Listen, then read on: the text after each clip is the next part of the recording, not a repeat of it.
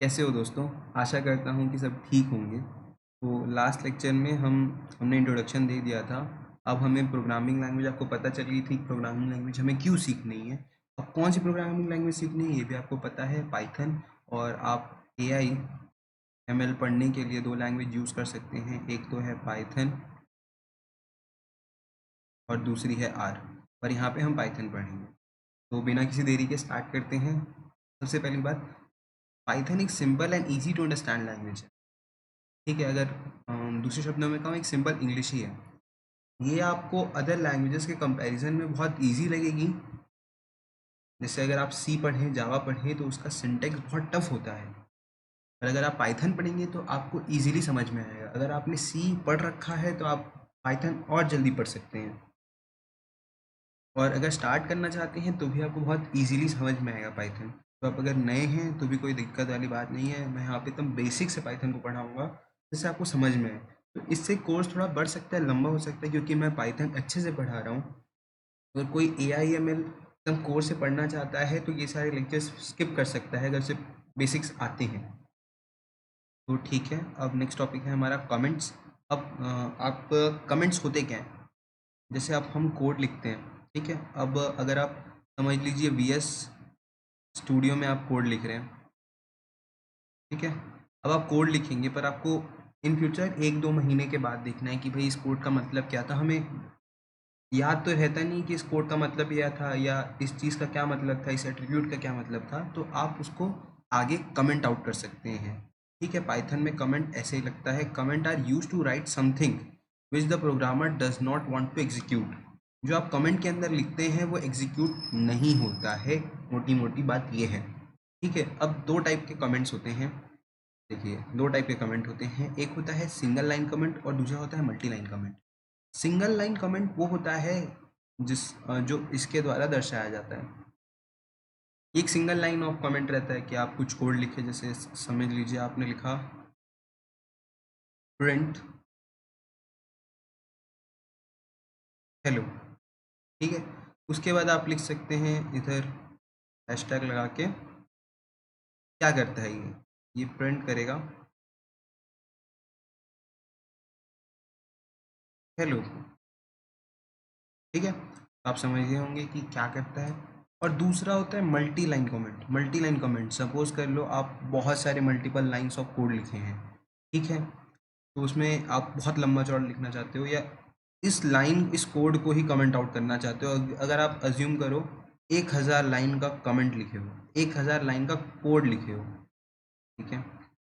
अब आपको कुछ लाइंस उसमें से यूज़ नहीं करनी है, तो ये बहुत अच्छा काम आता है। आप उस उन 3 लाइन को कमेंट आउट कर सकते हो, बिल्ड मल्टी लाइन कमेंट। आपको बेसिकली करना क्या है, 3 ये लगाने हैं बस, जहाँ आप करना चाहते हो, जो लाइन को कमेंट आउट करना चाहते हो, जो कोड की लाइन को। तो ये बेस्ट है उस केस के लिए। अगर आप उसको कमेंट आउट करेंगे, आपको कोड इन फ्यूचर रखना है कि ये पहले था, पर आप उसको रन नहीं करना चाहते, एग्जीक्यूट नहीं करना चाहते हैं, तो ये बेस्ट वे है। मेरे ख्याल से कमेंट आपको समझ में आ गया होगा। अब नेक्स्ट टॉपिक पे आते हैं, variables and data types. Variables and data types. अब वेरिएबल क्या होता है? A variable is the name given to a memory location in the program. Example A is equals to 50। अब वेरिएबल क्या होता है? एक नाम होता है कि जो चीज़ को स्टोर करने में कहाँ स्टोर हो रहा है, किस नाम से स्टोर हो रहा है। समझ लीजिए आप 50 लिए हैं, तो ये राइट टू लेफ्ट स्टोर होता है, ठीक है। ये बात याद रखेंगे, कोई भी चीज़ राइट टू लेफ्ट स्टोर होती है। 50 है, वो स्टोर हो रही है ए में, तब स्टोर तो वो कहीं और हो रही है, बट वो ए वेरिएबल हो गया ये। अब आप ए को प्रिंट करेंगे तो 50 आएगा, ठीक है। ये क्लियर है? तो बेसिकली नेम है, कुछ भी हो सकता है, कैसे भी स्टोर कर सकते हैं। ए इज इक्वल्स टू स्ट्रिंग भी स्टोर कर सकता हूँ, अमन। अब मैं ए को कॉल करूँगा तो अमन आएगा। अमन एक स्ट्रिंग है। अब स्ट्रिंग क्या होता है वो आगे आपको पता चलेगा, अगर आपको नहीं पता है तो मैं बताऊँगा, कोई दिक्कत वाली बात नहीं है। बस ये एक नाम है, वेरिएबल एक नाम है जो कि दिया जाता है किसी चीज़ को मेमोरी स्टोर करते वक्त, ठीक है। Data types. डेटा टाइप्स से आते हैं। Primarily there are following data types in Python which are. अब टोटल 5 टाइप के डेटा टाइप्स हैं, यहाँ पे देखते हैं। Integer, floating point number, string, boolean, none. Integer आपको पता है, आई गेस इंटीजर आपको सबको पता होगा, जैसे -5, 1, 2, 3, 4, ये सारे इंटीजर्स आते हैं। ठीक है, अब फ्लोटिंग पॉइंट्स क्या होते हैं, जो पॉइंट्स में होते हैं, जैसे अज्यूम कर लीजिए 2.53, 2.00, 3.16, ये सारे फ्लोटिंग वैल्यू नंबर हो गए। स्ट्रिंग्स वो होते हैं जैसे कि कोई अल्फ़ाबेट नाम वगैरह वो आते हैं सारे स्ट्रिंग्स में, जैसे कि हो गया अमन, अर्पित, राहुल, ये सारे स्ट्रिंग्स की कैटेगरी में आ गए। अब बुलियन, बुलियन अगर आप मैथ्स पढ़े होंगे तो आपको बुलियन अलजेब्रा में पता होगा, बुलियन होता है 0 1, ये सारा बुलियन हो गया। और नन मतलब नल, एम्प्टी सेट, एम्प्टी। तो डेटा टाइप्स भी मेरे ख्याल से मैंने क्लियर कर दिया है आपको। अब पाइथन मैंने बोला था one of the easiest language है, ठीक है। अब पाइथन क्या है, in Python language it automatically identify the type of data. अगर आप कोई और लैंग्वेज पढ़े होंगे तो आप रिलेट कर पा रहे होंगे, उसे बताना पड़ता है। जैसे अगर मैं एक इंटीजर वैल्यू चाहता हूँ तो मुझे बताना पड़ता है इंट ए। अब ये वेरिएबल मैंने डिक्लेयर किया, वो किस टाइप का है, इंटीजर टाइप का है, ये मुझे अदर लैंग्वेजेस में बताना पड़ता है। पर पाइथन में मुझे बताने की ज़रूरत नहीं, मैं सीधा a इज इक्वल टू 50 लिख सकता हूँ, ये ऑटोमेटिकली आइडेंटिफाई कर लेगा कि ये इंटीजर है। हाँ, इतना ईजी है। तो इसीलिए कहते हैं Python one of the easiest language है जो कि आप यूज़ कर सकते हैं कोडिंग के लिए, और बहुत अच्छी लैंग्वेज है। ये मत सोचिएगा कि ये इजी लैंग्वेज है तो इसका इतना यूज़ केस नहीं होगा, आपको पूछेंगे नहीं।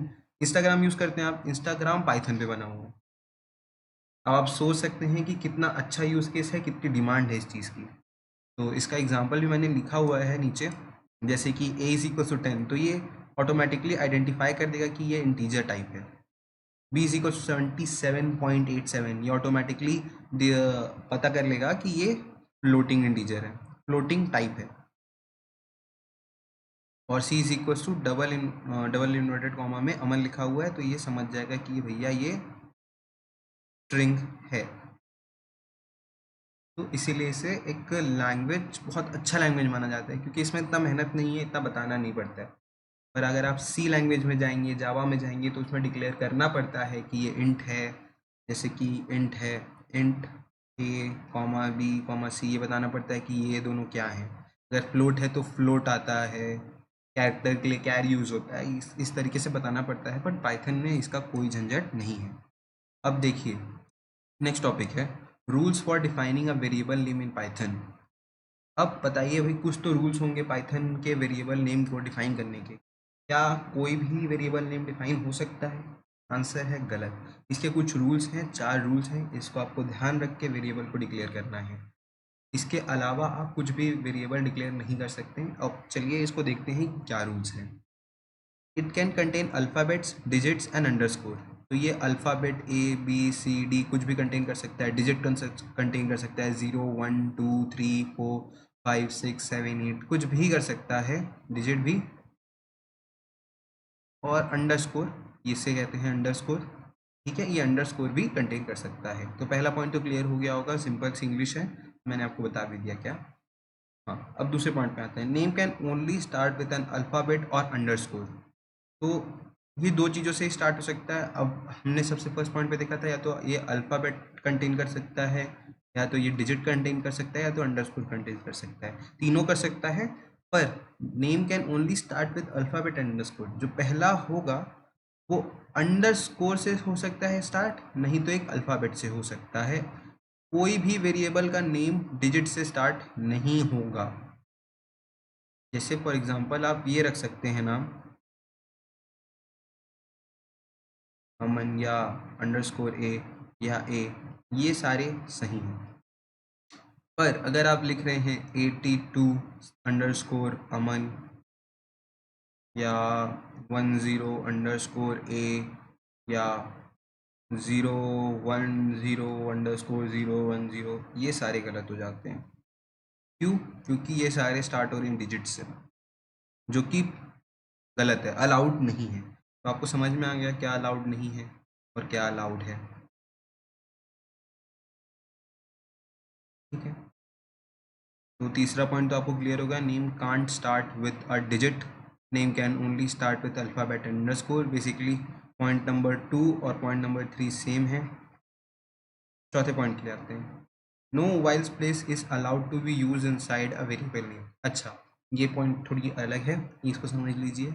आप अंडरस्कोर और अल्फ़ाबेट से स्टार्ट कर सकते हैं, उसके बाद डिजिट ले सकते हैं, ये मैं भी आपको बता दूं। आप डिजिट यूज़ कर सकते हैं, बट स्टार्टिंग का या तो अंडरस्कोर होना चाहिए या तो अल्फ़ाबेट होना चाहिए, ठीक है। उसके बाद आप डिजिट यूज़ कर सकते हैं, पर आप ये यूज़ ऐसे ही नहीं लिख सकते underscore A space B space C, नहीं भाई, स्पेस इनके बीच से स्पेस आना ही नहीं चाहिए। आप अंडरस्कोर यूज़ कर सकते हैं, अल्फ़ाबेट यूज़ कर सकते हैं ऐसे, फिर डिजिट यूज़ कर सकते हैं, ये चलेगा, पर स्पेसिंग नहीं होनी चाहिए। जहाँ स्पेस आया वो अलाउड नहीं है, वो आपको एरर थ्रो करेगा, ठीक है। तो मेरे ख्याल से ये सारे पॉइंट्स आपको क्लियर हो गए होंगे, ये पूरे 4 पॉइंट्स, बेसिकली ये 3 ही पॉइंट्स हैं, पॉइंट नंबर 2 और 3 ऑलमोस्ट सेम हैं। तो ये 3 पॉइंट आपको याद रखने हैं वेरिएबल डिक्लेयर करते वक्त। ये बेसिक से पॉइंट्स थे, यहाँ तक ही रखते हैं हम लेक्चर को।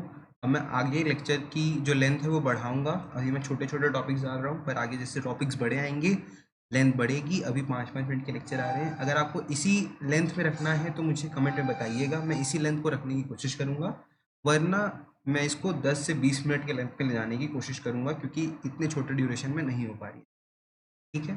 थैंक यू फॉर वॉचिंग, मिलते हैं नेक्स्ट लेक्चर में।